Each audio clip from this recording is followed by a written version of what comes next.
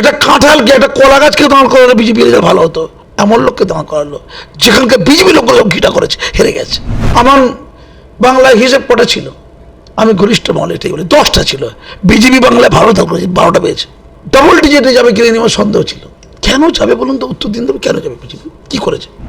আচ্ছা, আপনি যে টাকা দিয়েছিলেন ভোটের আগে, আপনি জানেন যারা ভোটে আপনার ক্যান্ডিডেট ছিল তাদের মধ্যে ম্যাক্সিমাম জিততে দাঁড়ায়নি। আপনাদের ভোটের যে খরচটা আপনারা দেবেন কয়েক কোটি টাকা, সেই টাকা নিতে দাঁড়িয়েছিল। আর এই কেন্দ্রের, এই রাজ্যে যে বঙ্গ বিজেপির হেডকোয়ার্টার, ওই লোকগুলো থাকার জন্য বিজেপি ভোটটা কমে গেছে। এই লোকগুলো শুধু গ্রুপিজম করেছে বসে বসে। আর ওই যে টাকা পয়সা, খাওয়া দাওয়া, ডায়লগ দেখে দেখে ধূর্ত মনে হয়েছে, কিছু চোর চিটিংবাজ ঘুরে বেড়াচ্ছে মনে হচ্ছে। এরা পশ্চিমবঙ্গে ক্ষমতা আসবে?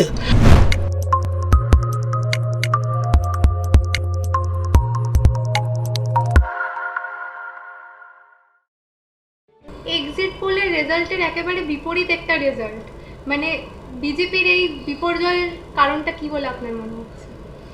না, বিপর্যয়ের কি আছে, এটা হওয়ার ছিল, এটা হওয়ার ছিল। এক্সিট পোল যেটা বলেছে, আমি খুব বিস্মিত হচ্ছিলাম। এবং 2021 সালে এরা বলেছে, তখন আমি বিস্মিত হয়েছিলাম যে কী করে বলে এরা, জানি না এদের জ্ঞান বুদ্ধি বিবেক, এদের বুথ ফেরত সমীক্ষা যে কি আমার মাথায় আসে না। আমি 2021-এই বলেছিলাম, একদম ঘনিষ্ঠ মহলে অনেকে হাসি ঠাট্টা করেছিল, ওরা নাকি সরকার করবে, ইসবার 200 পার, কে সংখ্যালঘু মন্ত্রী হবে, কে শিক্ষামন্ত্রী হবে, সব চলে এলো, দিল্লিতেও চলে এলো, সব ঠিক হয়ে গেছিল আর কি, সব মন্ত্রিসভা গঠন হয়ে গেল। ইসবার 200 পার, 77-এ গিয়ে খেয়ে গেল মার, শিক্ষা দেয়নি, সংগঠন নেই। কতবার বলেছি সংগঠনটা নেই, আমি বিভিন্ন চ্যানেলে বারে বারে বলেছি, কিচ্ছু নেই। সংগঠনটা একটা পদার্থ থাকে না, বুথ লেভেলে কিছু নেই, দলটার হাওয়ায় হাওয়ায় ভাসছে।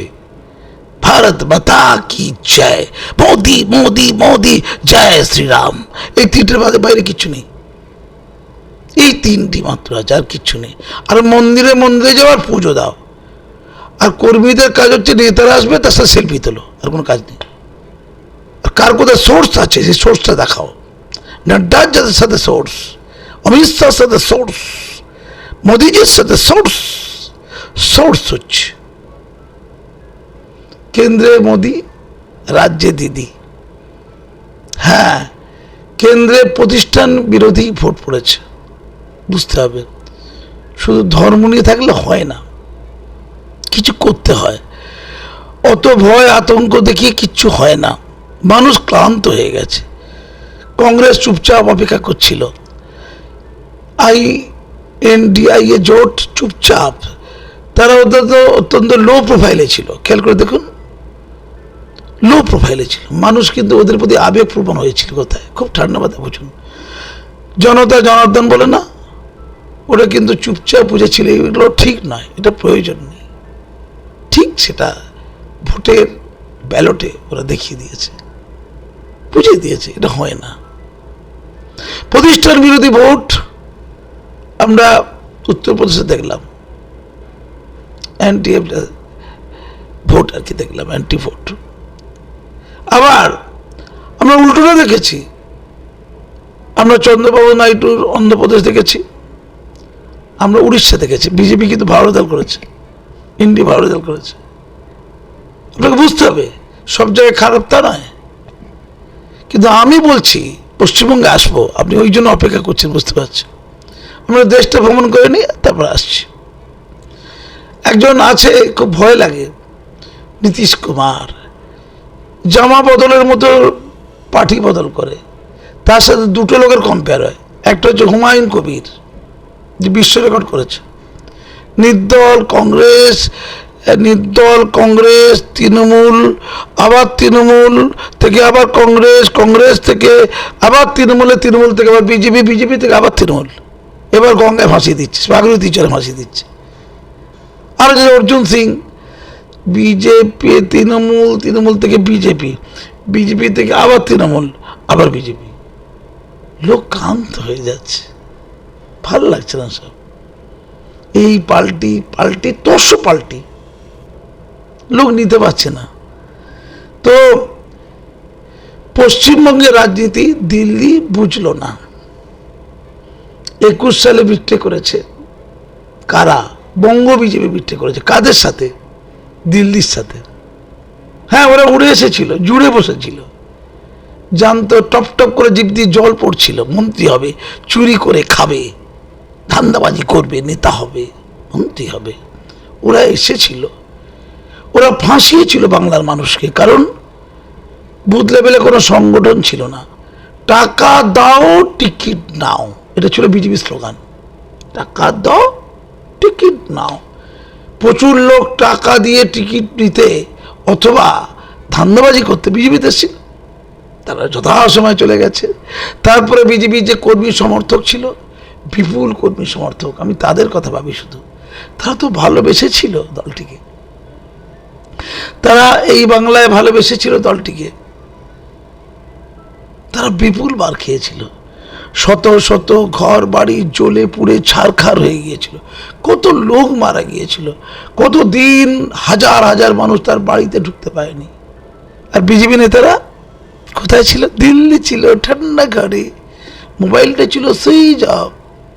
হ্যাঁ, 21-এ যেদিন রেজাল্ট হলো ওই দিন এই মাসুম আক্তার কিন্তু টিভি চ্যানেলে সোচ্চারভাবে তৃণমূলের গুন্ডাদের এই মস্তানির প্রতিবাদ করেছিলাম, ভুলে যায়নি।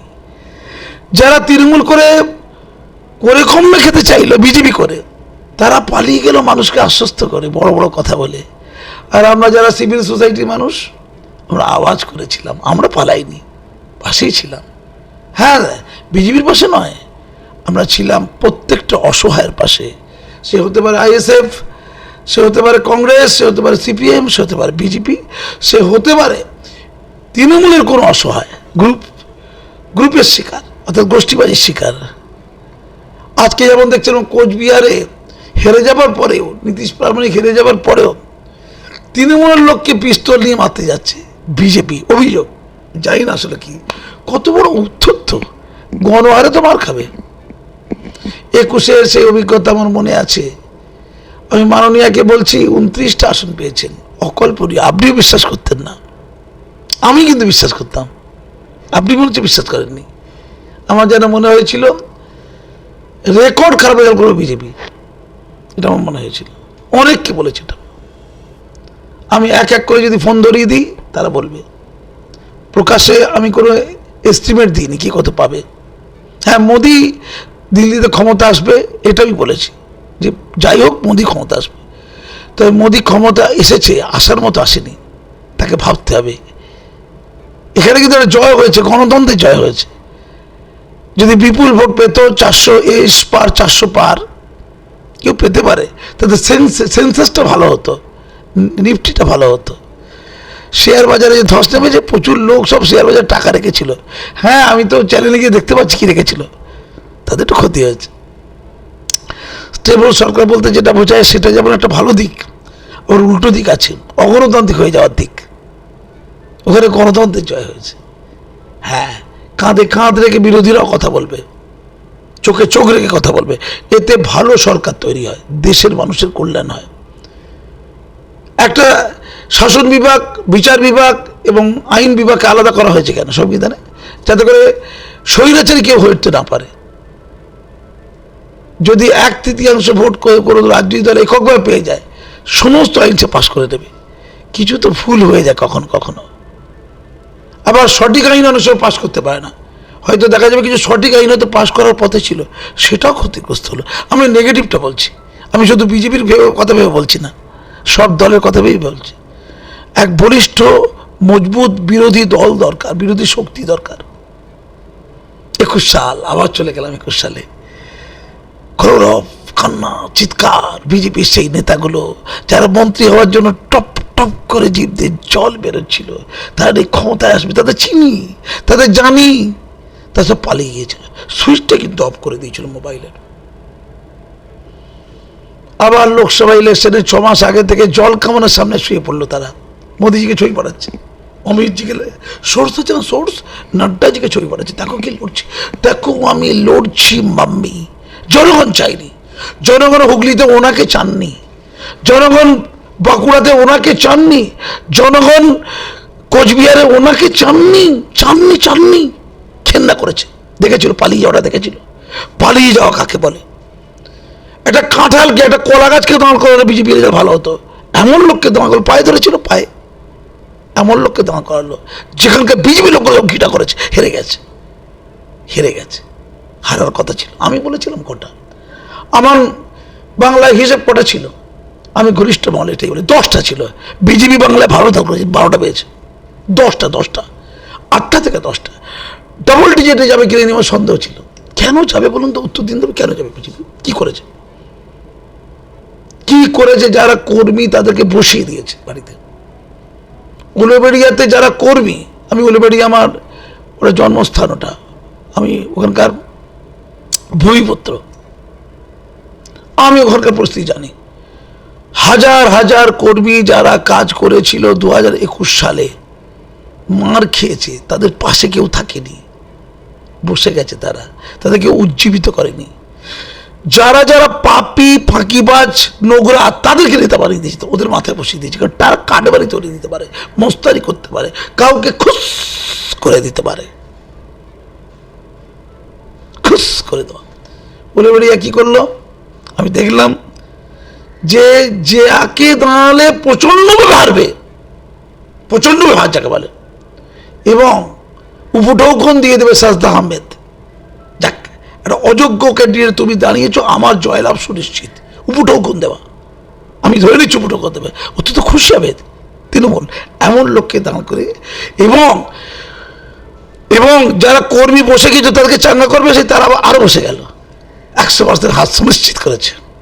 যেমন বাঁকুড়াতে 100% হাত সুনিশ্চিত করেছিল, যেমন হুগলিতে করেছে, যেমন ট্রাক মাদক চোরাচালানে যুক্ত জেলে ছিল, তাকে ধরে বসিয়ে দিয়েছে কোথায়, বারাসাতে, দায়িত্ব সহকারে বারাসাতে হারানোর ব্যবস্থা করেছে। বারাসাতে হারানোর সুবন্দোবস্ত আছে, এটা করেছে। যেমন বিজেপিতে অত্যন্তভাবে জনপ্রিয় একজন ব্যক্তি, তার অনেক ত্রুটি আছে, অনেক কথাবার্তার মধ্যে খামতি আছে মানি, কিন্তু মানুষের কাছে গ্রহণযোগ্যতা যার আছে, তার নাম দিলীপ ঘোষ। তার কেন্দ্র কোনটা? মেদিনীপুর। পশ্চিমবঙ্গের 11 কোটি লোককে যদি জিজ্ঞেস করা হয় যে দিলীপ ঘোষের জন্য অ্যাপ্রোপ্রিয়েট জায়গা কোনটা, মেদিনীপুর বলবে, বর্ধমান বলবে না, কিন্তু উল্টে দাও, পাল্টে দাও, ওকে মেদিনীপুর থেকে তাড়াও। কি বুদ্ধি, কি জ্ঞান! উল্টে দিল, পাল্টে দিল, দুজনই হারলো, উনিও হারলেন, আর ওই দিলীপ ঘোষের কাছে যিনি নেতা হওয়ার জন্য গিয়ে, নেত্রী হওয়ার জন্য গিয়েছিলেন সেই মহিলা, তিনিও হারলেন। তিনি কোথায় গিয়েছিলেন? মেদিনীপুরে গিয়েছেন, বসের জায়গায় গিয়েছিলেন, তার বস পার্টিতে যিনি নিয়েছেন তাকে। আর কি চলছে, কারণ তার অনুপ্রেরণা বেড়ে গেছে, নাড্ডাজির সাথে পরিচয় বেড়ে গেছে, ওইটা সমস্যার কারণ। কে কার কাছে যেতে পায়, সেখানে গিয়ে চা খায়, এটা হচ্ছে এবিলিটি বিজেপি, জনগণের কাছে না, জনগণের সাথে কোনো সম্পর্ক নেই। নাড্ডাজির সাথে কার সম্পর্ক, অমিতজির কাছে সম্পর্ক, তার সাথে কোনো সেলফি আছে, এটা হচ্ছে কোয়ালিটি। দায়িত্ব সরকার হেরেছে, 12টা আসন নাইনসাফি, বেশি পেয়ে গেছে বিজেপি, আমি বলছি আপনাকে, না বলিনি, বেশি পেয়ে গেছে। কারণ দুটো জায়গায় আসন যে পেয়েছে, যেমন সৌমিত্র খাঁ 5,000 5,500 ভোটে জিতেছে, ওটাকে জেতা পারে না, ওটাকে ছেড়ে দিন। 17 লক্ষ যেখানে ভোটার, মাত্র 5,500 পেয়েছে। সুকান্ত মজুমদার, ভালো মন্দ যাচ্ছি না, 10,000-এর মতো ভোট পেয়েছে, ওটাও ছেড়ে দিল, ওটা জেতা পারে না। মাত্র 2 জন 1 লক্ষ ভোট ক্রস করেছে বিজেপির এই 12টার মধ্যে, মাত্র 2 জন, বাকি সব হাজারের কোঠায়, ওগুলোও বেজার। আপনি ভালো করে বুঝুন, ভালো হাজার নয়। আর মোদিজি বারাণসী, আপনার সেই অযোধ্যা, সেখানে আপনার দল হেরে গেছে। আর বারাণসীতে আপনি অনেক কিছু গ্রহণযোগ্য ব্যক্তি, আপনি কোথায় গন্ডগোলটা বুঝুন না। আপনি 1,00,000 ভোট পেয়েছেন, আপনার 6 গুণ ভোট পেয়েছে, 5 গুণ ভোট পেয়েছে, যাকে চোর বলেন সে অভিষেক বন্দ্যোপাধ্যায়, ডায়মন্ড থেকে ভারতবর্ষের সর্বোচ্চ ভোট 7,10,00,000। কি বলবেন? মোদির চেয়ে 5 গুণ বেশি, 4 গুণ বেশি ভোট, সব রিগিং। কারণ আপনারা যাকে দাওয়া করিয়েছেন সে বিজেপিকে কদিন আগে পর্যন্ত দিয়েছে, দলটাকে কদিন আগে পর্যন্ত গালাগাল দিয়েছে। আচ্ছা, আপনারা যে টাকা দিয়েছিলেন ভোটের আগে, আপনি জানেন যারা ভোটে আপনার ক্যান্ডিডেট ছিল তাদের মধ্যে ম্যাক্সিমাম জিততে দাঁড়ায়নি। আপনাদের ভোটের যে খরচটা আপনারা দেবেন কয়েক কোটি টাকা, সেই টাকা নিতে দাঁড়িয়েছিল, এটাকে দিলাম। ওই টাকাটা পাওয়ার জন্য তারা ভোটে দাঁড়িয়েছে। পেয়েছে 10 কোটি, হয়তো 1 কোটিও খরচা হয়নি, 9 কোটি পকেটে, ওটা কটার মধ্যে ভাগ হয়েছে। আচ্ছা মোদিজি এটা তদন্ত করে দেখবেন তো যে টাকাটা ঠিক ইউসি কোথায় আছে, ইন্টারনাল তদন্ত বলছি, এটা তো বাইরে হয় না। এইটা একটু দেখুন তো যে বিল ভাউচার কোথায় আছে, দেখবেন টোটাল জালিয়াতি। এমনকি পোস্টার নেই।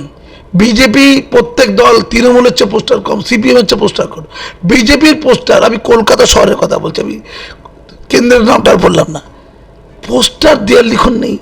টাকা তো ছিল, টাকা লোকে টাকা দিলে তো দিয়ে লিখনে লিখে দেবে। ইচ্ছা ছিল না জেতার, জিততে তো তিনি আসেননি। কেন জিতবেন? উত্তর কলকাতা তাপস রায়, আরে বাবা, তিনি কদিন আগে পর্যন্ত 20 বছর ধরে বলে গেলেন ওই এ হচ্ছে দাঙ্গাবাজ। কে? নরেন্দ্র মোদী দাঙ্গাবাজ, চোর, চিটিংবাজ, ছ্যাচোর বিজেপি বলে গেল। শুধু ইডি গেল তার কিচেন রুমে, ইডি গিয়ে দিদি তাকে সাহায্য করলো না, শাহজাহানকে সাহায্য করলো। এটা তার গোসা, এটা তার অভিমান। চলে গেল তৃণমূলে, বিজেপিতে চললো, সঙ্গে সঙ্গে ভোট দিয়ে দেবে তাকে, সঙ্গে সঙ্গে মহান হয়ে গেল। মানে 10 বছরের খিস্তিটা ভালো হলো, গুরুত্বপূর্ণ নয়। ওই 2 দিনের দিদিকে খিস্তি দিতে বিশ্বাসঘাতক ভাবে লোকে। দিদির আঁচলের তলায়, পায়ের তলায় যারা পড়েছিল কটা দিন আগে পর্যন্ত, হঠাৎ করে ওই শাহজাহানের কাছে ইডি গেছে, লোক বেড়েছে, তোমার লোক কেন, আমার এখানে ইডি গেল, এটাই দুঃখ। সেই লোক কি জিতবে? জিতেছে, জিতেছে বলুন। আর মুসলমানদের দরকার নেই, ফালতু সব জিহাদি কোথাকার। মাননীয়া 100 নম্বরের পরীক্ষা বসেছিলেন, আর বিজেপি 65% হিন্দুদের নিয়ে 65 নম্বরের পরীক্ষা বসেছিলেন। 65-র মধ্যে যদি বিজেপি 40 পায়, 42 পায়, অনেক পাওয়া। 65-র মধ্যে 42, আর মাননীয়া 100 মানে 35%, 65% হিন্দু প্লাস 35% মুসলমান। 100 নম্বরের মার্কশিট তার, পরীক্ষার খাতা উত্তরপত্র বসেছিলেন। ওই 100%-এর মধ্যে 52%, ওটা বেশি নয় কিন্তু, 65-র মধ্যে 42 অপেক্ষা, 100-র মধ্যে 52 কম, কিন্তু 52 তো আসল নম্বর জেতা। মাননীয় জিতেছেন। মোল্লা ভোট দরকার নেই, মোল্লা আগে আমলা। দিল্লি থেকে প্রচার করতে এসে কি যে ঠ্যাংটা উপরে বেঁধে মাথার নিচে করে মারবো, মুসলমান ভয় পেয়ে যাবে না? এটা বলা যায়? একজন নেতা বলছে যে দিদি হিন্দুদের ওবিসিদের সব চাকরি কেড়ে নিয়ে জিহাদিদের দিয়ে দিচ্ছে, এটা বলা যায়? আরে মুসলমানও তো 1% চাকরিতে নেই, তারা তো ভুভুক্ষ, কিচ্ছু পায়নি। সংরক্ষণ থাকার পরও নেই। সংরক্ষণটা যে ভুল সেটা বলুন না, যদি ভুল করে হয়ে থাকে। এই যে বললেন যে সংরক্ষণটা দেব না, হাইকোর্টটা তাহলে এই যে রায়টাই ভোটের মধ্যে হয়ে গেল, লোক তো ভুল বুঝলো যে আব্বারই গন্ডগোলটা করেছিল ওবিসিটা। আর মুসলমানও তো 1% নেই। যেমন যাদবপুর বিশ্ববিদ্যালয়ে 620 জন প্রফেসর, তার মধ্যে 8 জন মুসলমান। Point something. জিহাদিদের দিয়ে দিল কোথায়? মুসলমানরা সব জিহাদি, মোল্লা, এটা ভাষা। দিল্লি থেকে এসব কথা বলা যায় না, এই শিক্ষা তো দেয়নি বাংলা। এরপরে 21 সাল, এখন এই 2024 মার খাবে। এই এখন ভাঙচুর শুরু হয়ে গেছে। আমি দিদিকে বলি, শান্ত ছিল, আমার খুব ভালো লাগছিল যে আবার 21 সালের পুনরাবৃত্তি হচ্ছে না। হ্যাঁ, ওটা ভয়ঙ্কর হয়েছিল। এখন বিজেপির নেতাগুলোকে একটু দেখতে চাই। এই আরএসএস বলছে যারা যারা ঘর ছাড়া তাদেরকে রিহ্যাবিলিটেশন দেবে, তারা যারা ক্যাম্প করেছে আরএসএস নাকি তাদেরকে রক্ষা করবে। ধন্যবাদ আরএসএস, চেষ্টা করছে। বিজেপির নেতাগুলো গেল কোথায়? যারা ভোরে দাঁড়িয়েছিল, বিপুল টাকা পেয়েছে, এখনো টাকা খরচা হয়নি, সব ঘরে রাখা আছে লুকিয়ে। বাক্সের ভিতরে তলাগুলো দেখুন, সব রাখা আছে বাক্সের ভেতরে। ওরা কর্মী ধরে দেয়নি, যারা কাজ করছে কর্মী, বিজেপির কর্মী যারা কাজ, তারাও টাকা পায়নি। তারা বলেছে তারা কোনো টাকা পাইনি, আমরা কাজ করতে পারছি না। অথচ কোটি টাকা পেয়েছে, বেশ কিছু কোটি টাকা চ্যালেঞ্জ যাবেন। ওরা ভাঙচুর হচ্ছে, ওদের পাশে নেই। দেখবেন নেতাগুলো সব লুকিয়ে আছে, দেখুন, খোঁজ নেবেন না। আর কর্মীগুলো মার খাবে। আমি বলছি এটা যদি চলতে থাকে, এটা যদি চলতে থাকে, এই 2026-এর ইলেকশনের পরে বিজেপি সাফ হয়ে যাবে। মুসলমানদের গণহারে নেব না। 42টা আসনের মধ্যে একটা মুসলমান যোগ্য লোক খুঁজে পাওয়া গেল না। একটা রাষ্ট্রবাদী মুসলমান নেই পশ্চিমবঙ্গে, একটা নেই নাকি পশ্চিমবঙ্গে। এটা করলে পশ্চিমবঙ্গে পলিটিক্স হবে না। মোদিজি, অমিতজিদের বলি, পশ্চিমবঙ্গে পলিটিক্স করতে গেলে যারা বিজেপি নেতা, আপনারা তাদের কথা শুনবেন না, অন্যদের কথা শুনবেন। অন্যরা টিম গঠন করুন, যারা রাইট থিঙ্কিং পিপল, তাদের সাথে আলোচনা করুন যে বিজেপি কীগুলো আসতে পারে, কি কি ভালো কাজ করতে হবে। একেবারে বিজেপি দলের লোকের কথা শুনবেন না। আর এই কেন্দ্রের, এই রাজ্যে যে বঙ্গ বিজেপির হেডকোয়ার্টার, ওই লোকগুলো থাকার জন্য বিজেপি ভোটটা কমে গেছে। যদি কেউ প্রচার করতে না যেত, বিজেপি ভোটটা একটু বেশি পেতে। এই লোকদের কেউ সহ্য করতে পারে না। এই লোকগুলো শুধু গ্রুপিজম করেছে বসে বসে। আর ওই যে টাকা পয়সা, খাওয়া দাওয়া, ডায়লগ দেখে দেখে ধূর্ত মনে হয়েছে। কিছু চোর চিটিংবাজ ঘুরে বেড়াচ্ছে মনে হচ্ছে। এরা পশ্চিমবঙ্গে ক্ষমতা আসবে? মাটির সাথে এদের কোনো সম্পর্ক আছে? এদেরকে এক সপ্তাহের মধ্যে পার্টি থেকে তাড়ানো। রাজ্যের এই অসভ্য বর্বরগুলো, যাদের জন্য বিভিন্ন কর্মীরা জেলায় জেলায় বসে গেছে, আমি বলছি বসে গেছে, জানি আমি, ওদের চেয়ে বেশি কন্ট্যাক্ট ওই অসহায় মানুষদের প্রতি আমার আছে। দলের জন্য রাজনীতি করার লোক আমি নই, আমি রাজনীতি করার লোক নেই, কিন্তু লোকগুলো শ্রদ্ধা করে আমাকে। আমার নাম্বার হাজার হাজার লক্ষ লক্ষ লোকের কাছে ছড়িয়ে গেছে। ভয় পাইনি, মানুষের পাশে এমনি থাকি। আমি আইএসএফের পাশেও ছিলাম। বিজেপি তৃণমূলের কোনো লক্ষ্য মারলে তার পাশে আমি থাকবো। আমি আত্মপীড়িতের পাশে থাকি। তারা কন্ট্যাক্ট করে কাঁদে, তারা বলে পাশে কেউ নেই। এই যে নেতাগুলো যারা খুব তড় পাচ্ছে বসে বসে, এখন যারা চ্যানেলে বসে টকশো করছে বসে বসে, বড় বড় কথা বলছে, ওদেরকে পথটা খালি খেয়ে নিন। দেখুন রাস্তায় একটা কুকুর তার বাড়ির সামনে যাবে কিনা, তাকে পৌঁছে যাচ্ছে। আপনার নাম ভাঙিয়ে করে কর্ম খেয়েছে, মাতব্বরি করেছে। তারা মাসুম আক্তার হতে গেলে 10 বার তাদের জন্ম নিতে হবে। কাজ করলে মাসুম আক্তার হওয়া যায়। আপনারা দেখুন, রাষ্ট্রবাদী বলতে কোনো ধর্মের লোক বোঝায় না। ধর্ম, জাতি, বর্ণ, শ্রেণী নির্বিশেষে যে কোনো দেশপ্রেমী লোক রাষ্ট্রবাদী হতে পারে, যে কোনো মানবতাবাদী লোক আদর্শ মানুষ হতে পারে। রাজনীতিতে তেমন লোক দরকার। আর তৃণমূলকে বলি, আপনার লক্ষ্মীর ভান্ডার সফল পেয়েছে, বাংলার মানুষ বুঝেছে। বিজেপি কবে আসবে ক্ষমতায় তার ঠিক ঠিকানা নেই। ওই 1000 টাকাই সই, ওই 1000 টাকা সই। শুধু মাননীয়কে অনুরোধ, 2024-এ আপনি বিপুলভাবে আবার জিতলেন, আপনি আপনার ক্যারিশমা দেখিয়ে দিলেন, আপনার আইপ্যাক সফল। আর ওই মিথ্যে কথা বলা, ওই প্রশান্ত কিশোর আপনার অনুগত চামচা ছিল, সে মিথ্যে কথা বলে কিছু লোককে বিভ্রান্ত করলো, তারা বিফল। আপনি শুধু শান্তি বজায় রাখুন। আপনার রাজনীতিতে যোগাযোগ, আপনার ক্ষমতায়ন, দিল্লির ক্ষমতায়ন, এর চেয়ে অনেক গুরুত্বপূর্ণ মানুষের জীবন, মানুষের মর্যাদা। সুন্দর শান্তিপূর্ণভাবে নিঃসংকোচে, বিনা উদ্যোগে ছাড়া, বিনা উদ্বেগ ব্যতি রেখে মানুষের বাঁচার মতো বাঁচা। একটা মানুষের ঘর যাতে না পড়ে, কোনো কষ্ট না পায়। বিজেপির কোনো লোক সাহায্য করবে না, নিশ্চিত থাকুন। আমি বিজেপির কোনো লোক দেখতে যাবে না। নকশাল লাগিয়ে বিজেপিকে হেল্প করেছে, আমি দেখেছিলাম 2021 সালে। নকশাল গোষ্ঠী আছে, দুর্বল গোষ্ঠী, তারা বিজেপির লোক রাস্তায় শুয়ে আছে, তাদেরকে খাওয়াচ্ছে। বিজেপি চুপচাপ দিল্লিতে গিয়ে জাস্ট মোবাইলটা অফ করে দিয়ে শুয়েছিল। আর 21-এর ইলেকশনের আগে টিকিট পাওয়ার জন্য জল খামারের সামনে পড়ে গিয়েই সেলফি তুলে মোদিজিকে পাঠিয়ে দিয়েছিল। এটা হচ্ছে বিজেপি ক্যারেক্টার, শুধু ভণ্ডামি করা। বিজেপির নেতাগুলো যারা আছে, সবাই নয়, আবার বলছি, কিছু ভালো, কিছু দিয়ে কখনো ধারণা তৈরি হয় না, ম্যাক্সিমাম দিয়ে ধারণা তৈরি হয়। লোচ্চা, লাফাঙ্গা, নোংরা, ভণ্ড, নষ্ট এবং চোর। এরা ক্ষমতা লোভী, এরা অর্থ লোভী, ধান্দাবাজ। আমি এদের চিনি। মোদিজি কোনোদিন কথা বলতে চাইলে এই অধমদের কাছে আসুন, এদেরকে ধরে ধরে বুঝিয়ে দেবে এরা কারা।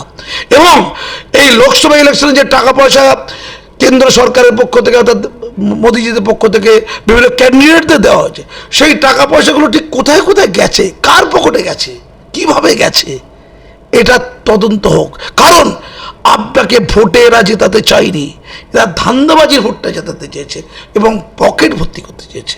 আপনার জন্য যখন বলছে মোদি মোদি, আসলে টাকা টাকা, এটা বলতে চেয়েছে। টাকা, ক্ষমতা, মাতব্বরি, এইটুকু বুঝুন। রেজাল্ট দেখতে পেয়েছেন, इस बार 400 পার, আর আগে বলেছে इस बार 200 পার। 400 পার তো হলোই না, বাংলা ছড়িয়ে দিল পুরো। 200 পার কেন, 20টা পার হবে কিনা জানি না এই সামনের বিধানসভা ইলেকশনের। যদি এই চলতে থাকে, আপনার এই বিজেপি দল টিকবে কিনা সন্দেহ আছে। আবার উল্টোটাও হতে পারে যদি আপনারা সতর্ক হয়ে যান। আপনার অভিষেকের সম্পত্তি সব ক্রোক করে ফেলছেন। অভিষেক ভালো লোক, তিনি ঘুরে বেড়াবেন। হ্যাঁ, ঠিক করেছেন, আপনি অভিষেককে ছেড়ে দিয়েছেন। অভিষেক তারা সৎ, তার সম্পত্তি ক্রোক করছেন কেন? তার বিভিন্ন স্থাবর ব্যবসাপত্র নষ্ট করছেন কেন? উত্তর দিন। করলে কি হয় জানেন তো, 7,10,000 ভোটে কেউ জয়লাভ করে। ধন্যবাদ।